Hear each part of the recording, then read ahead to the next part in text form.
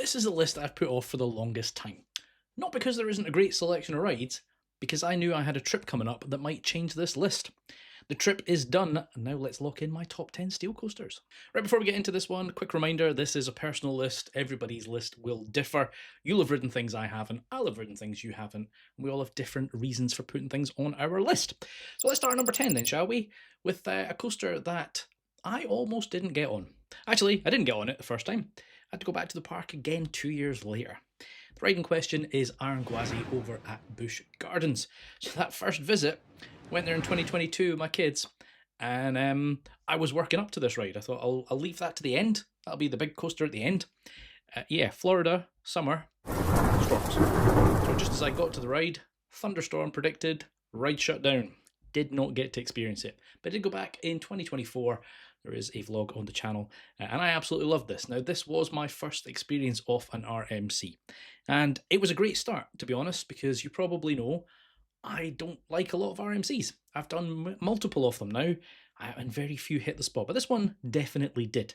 That first drop is absolutely insane, and it just keeps pace the whole way through. So, yeah, starting with an RMC. Number 9 is a coaster that I genuinely hadn't heard of before I went to this park. We were on the America trip. It was the last visit of the trip, and that was to Hershey Park.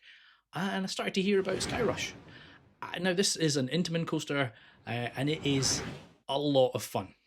It has a very fast lift hill, and then again, it just keeps that pace up the whole way round. Now, I went on this front row. And so basically what happens is you sit in the station and there's a catch car that comes along, grabs the train, and then yanks you up this lift hill at some pace, like I said. Except it didn't, because when I was there, one of the shots, I just saw the catch car go and went, wait, I'm meant to be on that. So I got evac, got a fast pass, and came back later. But it is so much fun. Had multiple rides on this, and it is an absolute beast. At number 8 might be a little bit controversial for some, because the ride itself may not be the most spectacular out there. However, the entire package makes this attraction. And it is currently the only one of its kind anywhere in the world, and that is Flyover in Phantasialand. Now, Vekoma are currently really up in their game and making some spectacular coasters. This was their kind of prototype flying coaster. As I said, at the time of recording, nobody else has one, and I don't know why, because it is fantastic. When you compare it to other flying coasters, kind of the way, if you think of the traditional B&M coasters, you know, you get in them sitting normally, and then you get yanked up, and you're dangling in the station before you've even left. Yeah, that's not how the Vekoma version works. You, again, sit in the upright position, but the track is behind you, so you're kind of all along a wall in a row. And then you kind of go through, in the case of Fly, through this pre-show, and then it very gracefully sort of twists from you kind of sitting to kind of up into this flying position. Very cleverly done. But the important part is when you return to that brake run, you're back in the sitting position again. We've all been stuck on a B&M flying coaster, dangling, just kind of waiting for the train in front to dispatch. So I think this is fantastic. I am curious why we've not seen another one, but at the same time, I think without Rookburg, Fly wouldn't be the same coaster. And that's kind of what I was saying at the start there, that it's not the most spectacular coaster, but the entire package is phenomenal. If you took this ride and dumped it on some concrete in a Six Flags park, I don't think it would be anywhere near as good. So I'm curious to see who builds the second one. I absolutely love Fly. Right, there's a few rides on here that I have put lower down my list than I suspect some of you will. And at number 7, one of those that for some people is probably number 1 is Ride to Happiness over in Plopsaland, Japan. Now, this is a Mack Extreme Spinning Coaster. I think there's only 2 of these, one in Silver Dollar City, and then this one, although I think they might have said there's a third one coming. In any case, it's the only one I've experienced, and it is fantastic. It's a little bit odd, though, because so you leave the station, you've got that JoJo roll coming out, which is just bizarre, and then a rather punchy launch, which typically you don't get from Max, but this has a fairly punchy launch, up and then, you know, off around the course. It has onboard audio, which I think makes a huge difference, right? I know some people don't care about theming and all that kind of stuff. They're just like, I just want G-force. And I get that. But you'd be surprised how much a little bit of audio helps. And in this case, it really does. The thing that's really strange, though, is that the park placement in terms of, if you've been to Plopsaland, I mean, every time I say Plopsaland, Carly bursts into laughter because she thinks it's a crazy name. It's a kids kind of park. It's based on Kids Channel. And then they've got this monster of a coaster there, which just seems odd. Like, it doesn't feel like they're trying to branch out into the thrill market because they've not done anything since. But yeah, it's a fantastic ride. For me, it's just down there at number 7.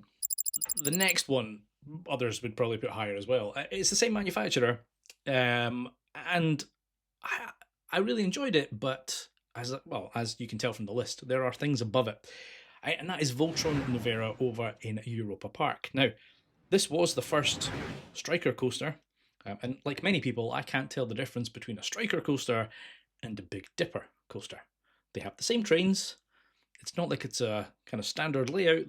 So I don't know why this is different, but in any case, I went on this just before Christmas, and it is fantastic. It is, I mean, it's in that park, it's the epitome of kind of German efficiency. They're dispatching trains something daft like every 30 to 40 seconds because of that rolling platform, and there's like at least 2 or 3 trains in the station at any given time, which does mean you can't pick your seat. That is one catch with this. You basically get told where to go. You sit there.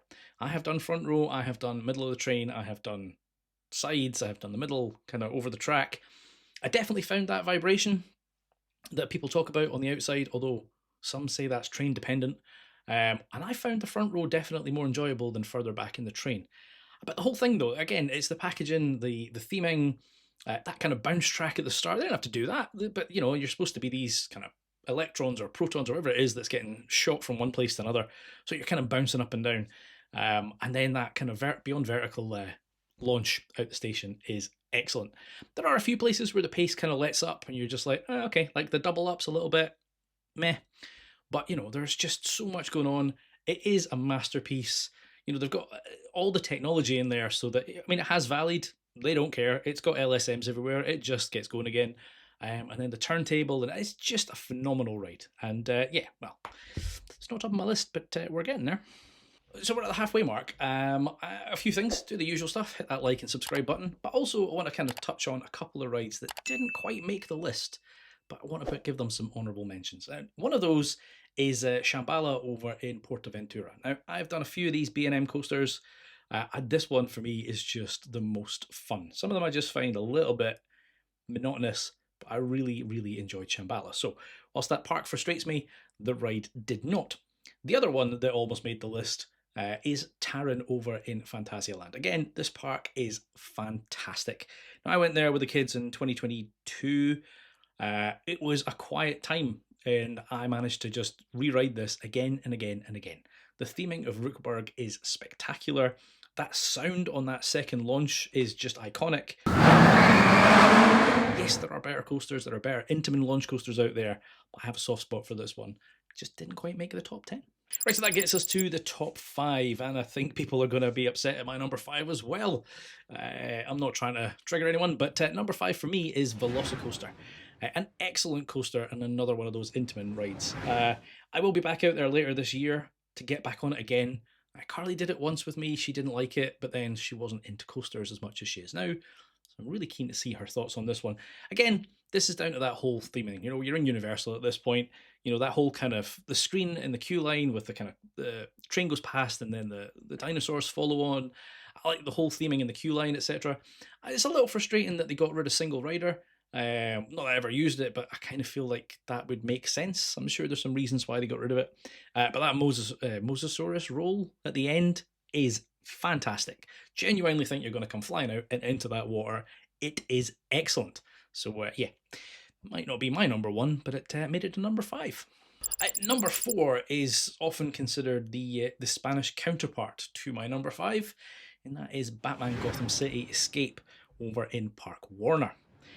Now, I did this a couple of years ago, and I thought it was okay. I wasn't overly impressed with it. However, towards the end of last year, there was a group trip with your experience guide where we had an hour's ERT on this. And there's something about going on a coaster with a bunch of friends and like-minded enthusiasts when you don't have the public around. It is just an excellent experience. The ride is brilliant. It really is brilliant. It's punchy. It's got some crazy moments. Like when you see it off ride, you see that top hat where it kind of catches you and stalls you, and you think, Why? Why? You want to go flying over the top of that. But when you're on it, it makes some sense. You do get airtime as you get yeeted up towards it. And then when it lets you go and you go back down, you get even more airtime. It is excellent. And again, onboard audio. This was one of those ones where I was with Carly and Hannah, and well, they basically abandoned me and legged it because they enjoyed it so much they went to do it again. So I've had numerous shots on this now, and I thoroughly enjoy it, and that is why it's number 4. Right, so this is the reason that I held off on this list, because I was visiting Poland recently and I suspected that this coaster may get into my top 10. And it did. In fact, it's coming at number 3, and that is Zadra over in Energylandia. As I said earlier, RMCs typically don't agree with me. This one is fantastic. Super comfortable, super rideable, and just absolutely bonkers. Again, like Aranguazi, it's got that fantastic drop near vertical straight off the bat. And then it just does not give up on the pace. You know, there's a few inversions in there. There's some whippy bits. It is just a lot of fun. Now, to be fair, I experienced this in January and it was freezing cold, which wasn't pleasant. I have heard people say if I get the opportunity to go back in the summer, in the warmer months when the park is open later, that towards the end of the day, in the heat, when that has been running all day, it is even more enjoyable. So I'm looking forward to getting back out there at some point. But right now, it is number 3 on my list. As some of you may have seen, I did a top 10 rides in general before I travelled to the US. And the reason I did that is because, well, I was about to experience over 100 coasters and I suspected the list would change. And at that point, this next coaster was number 1, but it has dropped down to the number 2 spot, and that is Guardians of the Galaxy Cosmic Rewind over in Epcot. Now again, as I've said, it's not always about, or at least for me, it is not always about the most extreme coaster, because this definitely is not that. It is a family ride. But again, the full package. I like Guardians of the Galaxy, you know, and I like spinning coasters. I like everything about this. The audio, the random selection of music, etc. It is just a lot of fun. Now, when I've done it in the past, though, it was that god-awful lottery system, you know, the lightning lane come virtual queue thing. Thankfully, it's back to a normal queue now, although I suspect it's probably got long waits. But again, when I get out there later this year, I intend to get on it multiple times. But yeah, it was number 1 for me for a long time, but it isn't anymore. So that obviously leaves the number 1 spot. And if you've watched my America trip, you may very well know what this is, because I'm pretty sure I said it was number 1 after getting off it. And that is Top Thrill 2 over in Cedar Point. Now, unfortunately, I never experienced Top Thrill Dragster, so I have no point of reference, and I know a lot of people have said, oh, it's nothing compared to the original. That said, I was with Mark from Your Experience Guide, who has experienced both of them, and he thought it was an excellent replacement. So we did it a handful of times. I did front row, I did back row, I did middle of the train, and I genuinely went into this expecting back row to be where it's at, because you've got that kind of vertical spike backwards, and I thought, well, back row, you're kind of higher up, that's going to be the place to be. I have to say, for me personally, it is a front row ride.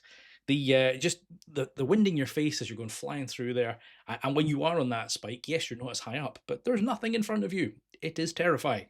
The only one problem is that, if you've seen my videos, I scream like a schoolgirl when I'm on coasters.